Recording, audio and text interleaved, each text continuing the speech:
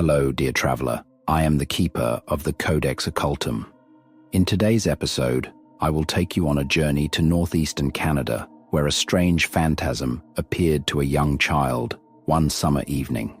Names, events, and locations have been obscured to protect the identities as well as the lives of those involved. The essence of the truth, however, remains completely intact. A final word of warning before you turn the page. When you seek the hidden things in this world, there is always the risk that they will be gazing back. This is your last chance before the point of no return. Your normal, safe world is still there. Now, decide. Very well.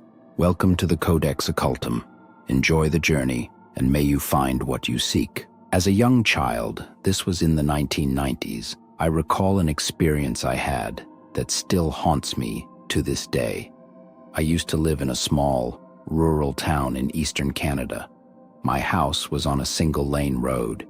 The sea was just at the edge of town, and on the western side of our property, across the road, was sprawling farmland. Summers in that part of the world are pleasant, not too hot because of the breeze coming off the sea.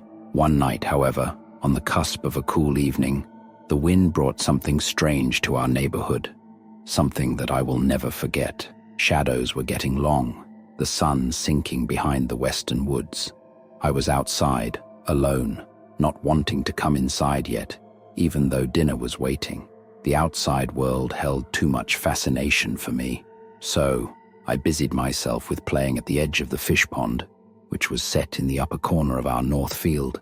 It came pretty close to our neighbor's property. As I was playing, I hear a rustle over the hedge. A soft, almost stealthy movement that reminded me of a lion stalking its prey at some watering hole in those nature documentaries. I thought of how those ended, usually with some poor creature's neck in the mighty lion's jaws. Despite knowing there were no lions around in this part of the world, I began to feel a sense of unease stir inside me. Wanting to be brave, I ignored the sound. Wanting to be smart, I moved further away from the edge of the property to the other side of the fish pond. I went back to playing, and I forgot all about the strange sound. The shadows grew. The sky went from a dark cerulean to a flux of a bruised, dark color palette. Before I knew it, the world that was once filled with calm, serene light was now shadowed. Almost a different world entirely. Most nights, I was not bothered by this change. That night, I distinctly remember feeling as if something was watching over me. I knew that I should have been inside by then, but for some reason, my parents weren't calling for me yet. Being a kid, knowing only how to push boundaries, I decided to let it be and stretch my outside time for as long as possible. Thinking back to what happened next, it could have been the last decision of my life. I should have followed my gut and gone inside. It was as these thoughts were going through my head that the rustling sound came from across the hedge again. This time, it was louder, as if the thing was not only closer, but much heavier than I thought it had been. It wasn't a harmless rabbit or a curious fox. I grew terrified, thinking that maybe it was a bear.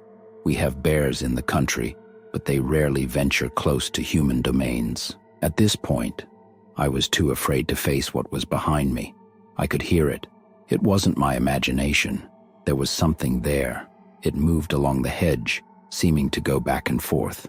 It was pacing, much like a predator.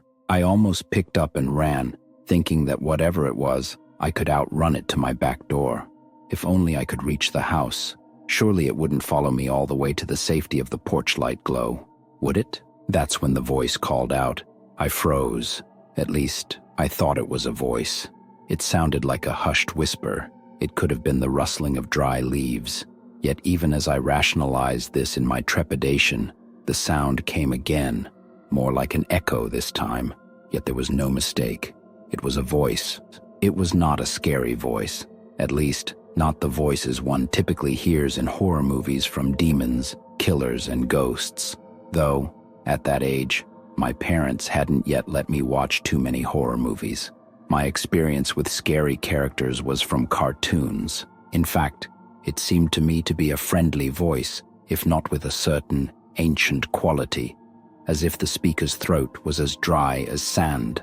It called out a third time to me. The only reason I turned is because this time, I remember so very clearly, it called me by name. I turned my head, my eyes seeming to strain in my sockets. I immediately see an alien shape rising above the hedges, half hidden by a young elm tree. The leaves rustle, and the branches sway on the increasingly cool breeze. I remember thinking how cold it had become then. The heat of the day was gone, and I hardly noticed until that moment. The body of the figure was broad, standing more than 7 feet tall. 2 trunks poked out from the shoulders. My mouth went dry, and for a moment, I thought it was Christ on the cross. He would reveal himself to me, and he would be covered in blood, his eyes sunken, accusing, just like in the old churches my parents sometimes took me to on Sundays. I thought I would scream if I saw that. Then the voice spoke, and all thoughts of a bleeding Savior were banished from my mind. That's when I realized that it wasn't a traditional voice. I know then that I am hearing it directly in my mind, and it had a slight echo. "Hello, Sam. We are all colors."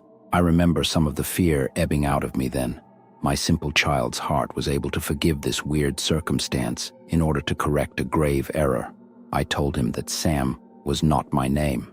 I thought it strange that he had gotten it wrong because whoever, or whatever this thing was, it had already gotten my name right. The figure in the shape of a cross then bends forward.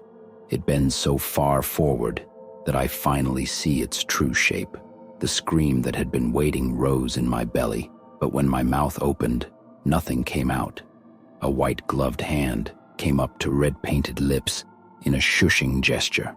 For the life of me, in that moment, I was rendered utterly speechless. It was a clown. That's what I remember. A clown. I don't know if my child's mind was just trying to make sense of something even stranger, or if I can really trust my recollection. In front of me, as best as I can recall, was a 7-foot-tall clown, scarecrow hybrid. The clown's finger never lowered, but its other hand, still outstretched, pointed a finger towards the east, where I could hear the soft lap of ocean waves beating against the shore. A rectangular, translucent shape appeared next to the clown. I realized that it was a door of some kind. I had no real way of knowing this, but in my mind, it was clear to me that it was undoubtedly a door. A room becomes clear as I look through the doorway.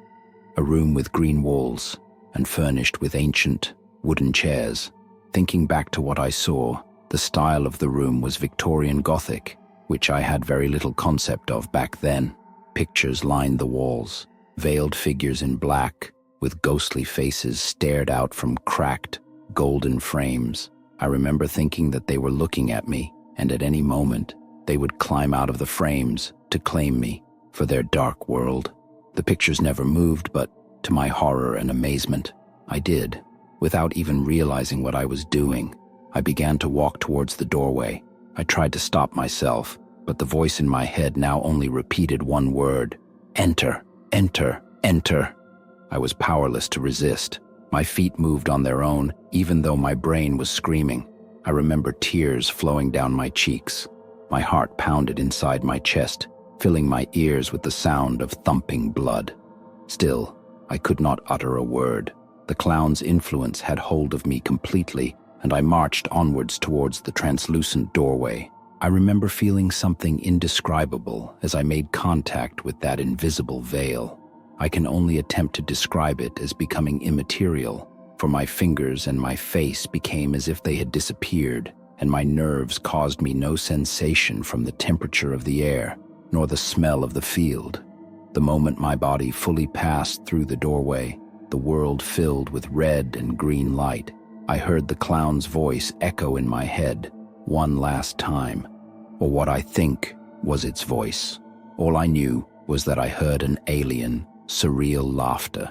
It resounded in my mind until finally all was darkness. When I wake, I am in the house, and I am surrounded by my family. They were all in a state of concern and curiosity. They told me that they found me lying out in the field, unconscious. Of course, they asked me what happened, and of course, being the naive kid I was, I tried to explain what happened. None of them believed me, chalking it up to an overactive imagination. It wasn't until years later that I came across the urban myth, Sam the Sandown Clown. You can imagine my mix of revulsion and excitement to have some proof of my experience.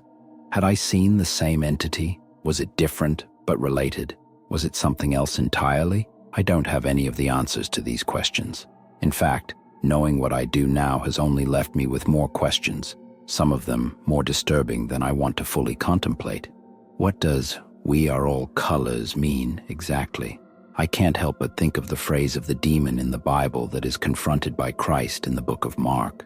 My name is Legion, for we are many. I've never had another experience like this. I know that some people chase the unknown and the mystery of encountering these sorts of things. Some even wish to recreate the original experience entirely, if not only for the sake of answers.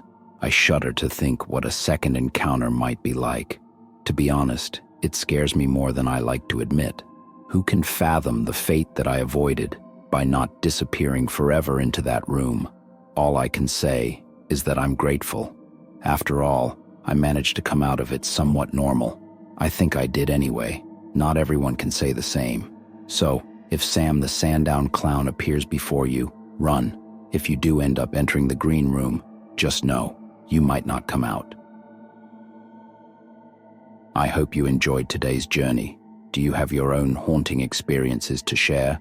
Leave a comment below or reach out to my email if you feel like your story is worthy of adding pages to the Codex. If you made it this far, support me with a like. If you want more, go ahead and subscribe. Until next time, travelers, stay safe out there.